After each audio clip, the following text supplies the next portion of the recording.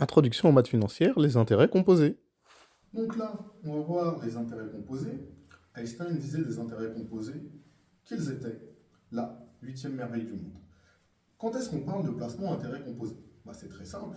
C'est simplement lorsque les intérêts à la fin de chaque période sont ajoutés au capital pour calculer les intérêts à la fin de la période précédente.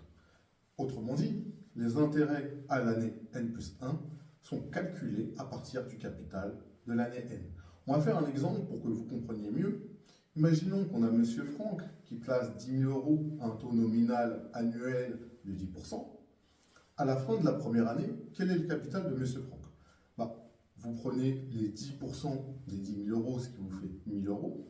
1 000 euros plus 10 000 euros, ça vous fait simplement 11 000 euros. Donc à la fin de la première année, le capital de M. Franck est de 11 000 euros. Maintenant, on va voir de combien est le capital de M. Franck à la fin de la deuxième année. Et bien, en fait, simplement, on va rajouter 10% de 11 000 euros. On repart du capital à la fin de la première année. Et 10% de 11 000 euros, ça fait 1 100 euros.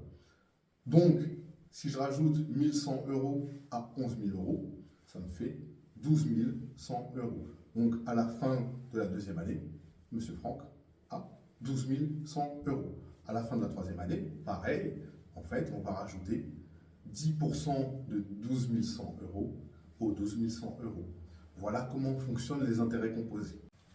Et donc, si je note C0 mon capital initial, Cn mon capital au bout de n périodes, n ma durée évidemment en période, et Tp mon taux périodique, forcément j'ai la relation suivante. J'aurai la relation Cn égale C0 fois 1 plus Tp à la puissance n. De même, si je cherche les intérêts, je sais que les intérêts sont égaux à Cn moins C0, ce qui va me donner C0 facteur de 1 plus Tp à la puissance n moins 1. On va poursuivre sur d'autres formules qui découlent de ces deux formules. C'est parti. Et donc, on déduit les formules suivantes. Donc, si on cherche le capital de départ qu'on va appeler C0, connaissant évidemment le capital au bout de n périodes et le nombre de périodes, et notamment le taux périodique, C0 égale Cn divisé par 1 plus Tp à la puissance n. Et vous voyez la démonstration juste au-dessus, ce qui n'est pas bien difficile, puisqu'on est parti de l'égalité Cn égale C0 facteur de 1 plus Tp puissance n. Comment déterminer le taux périodique Tp en connaissant Cn et C0? De la même façon, il y a la démonstration là, juste au-dessus. Et on a Tp qui est égal à Cn sur C0 puissance 1 sur n moins 1.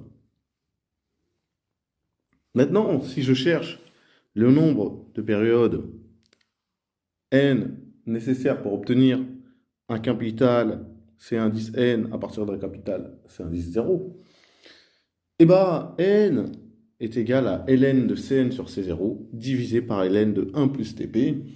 Et vous voyez la démonstration de la même manière juste au-dessus.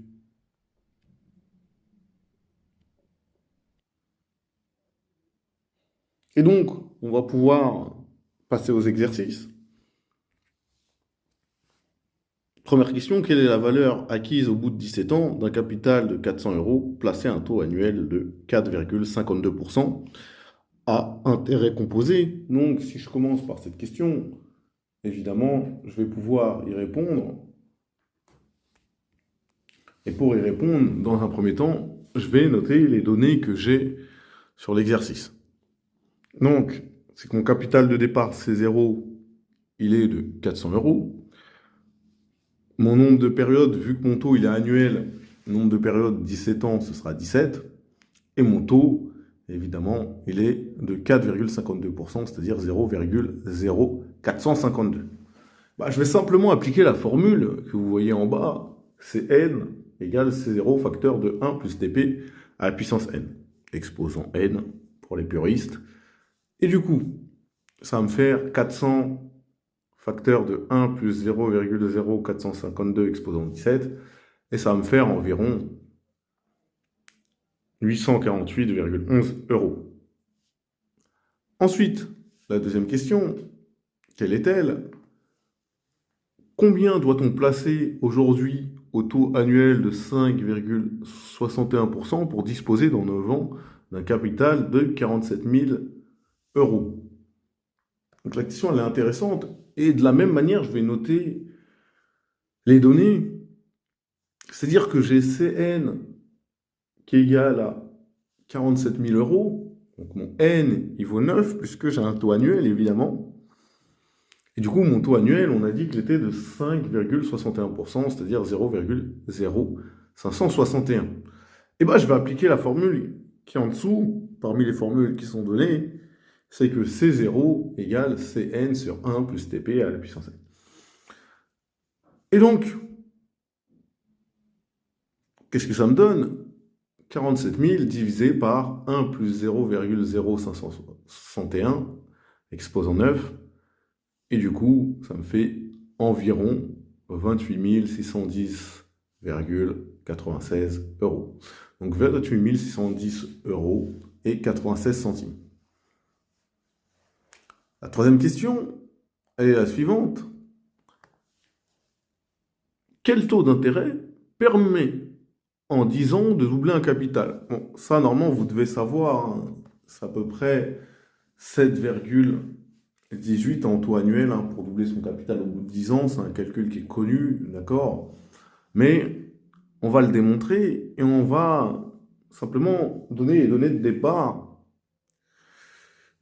Si mon capital est doublé, ça veut dire que Cn égale 2C0. On parle en taux annuel, 10 ans, donc voilà, mon N il vaut 10. Et maintenant, je vais simplement appliquer la formule du taux. Et donc, le taux, il est égal à Cn sur C0 puissance 1 sur N, le tout moins 1. Et du coup, comme Cn égale 2C0, bah ça me fait 2C0 sur C0, ce qui me fera 2. Puissance 1 sur 10, puisque N vaut 10, et ensuite je vais retirer 1. C'est-à-dire que j'ai deux exposants 0,1 moins 1, et ce qui me fait environ 0,0718. Et donc, il faut environ un taux de 7,18% annuel pour doubler son capital en 10 ans.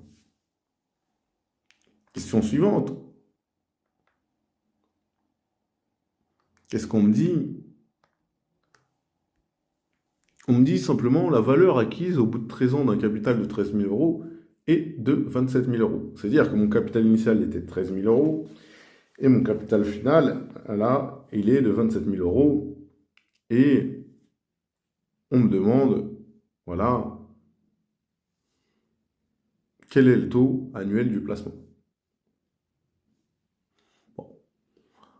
On va chercher quel est le taux annuel du placement. Bah, on va utiliser la même formule, hein, tout simplement, mais on va rentrer les données. C'est N, c'est 27 700. C'est 27 000, pardon, pas 27 700, hein, simplement 27 000. C0, c'est 13 000. N, c'est 13. Bah, j'applique la formule. Pp égale Cn sur C0 exposant 1 sur N, le tout moins 1. Et ben en appliquant la formule, je trouve environ 5,78% annuel. Donc c'est un calcul assez simple. Maintenant, on va faire un petit peu de taux équivalent. C'est vrai qu'on n'a pas fait de calcul de durée.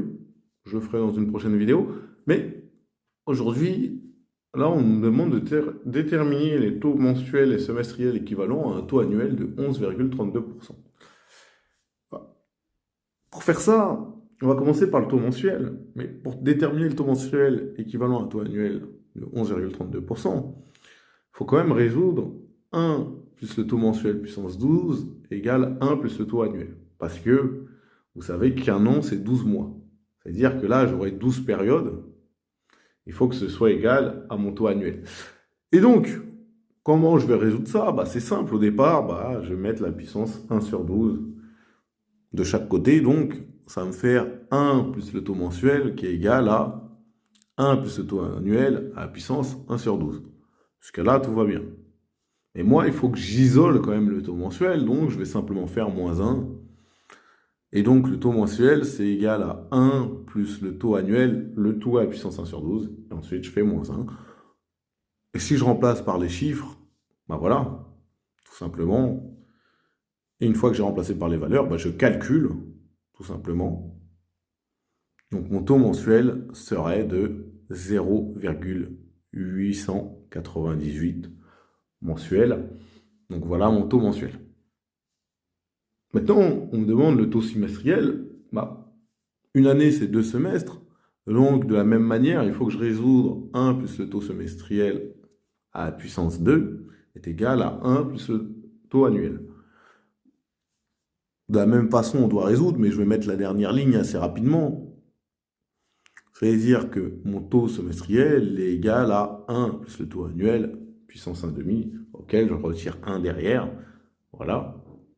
Et donc, en remplaçant par les valeurs, ça fait que mon taux semestriel, c'est égal à 1 plus 0,1132, le tout exposant 1,5 ou 0,5, et ensuite je fais moins 1, ce qui me fait un taux de 5,68% semestriel. Voilà le taux équivalent à un taux annuel de 11,32%.